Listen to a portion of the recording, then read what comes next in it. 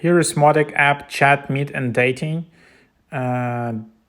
Let's take a look at it. Date singles, nearby, find love. You can express yourself courageously, meet like-minded friends, find new friends who share your interests and activities, safe chat environment. Then yeah, so this app has almost 3,000 ratings. You can instantly create an account with Apple in here.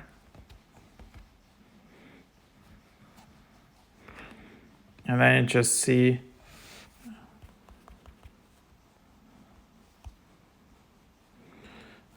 date of birth, and then add your first photo. A profile with 2 more photos will get crushed. And then you just select in your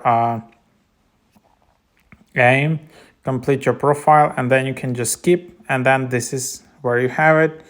You can see who is in this location. You can also, like, you see this app is not yet widely available. Probably it's only in some big cities. Then you can just meet people online here. Then you can just participate in chats. And then this is your account in here. Then you just have settings. You can always delete your account if you're not sure about this app. And premium, you can upgrade premium 1 month $30, 6 months $50.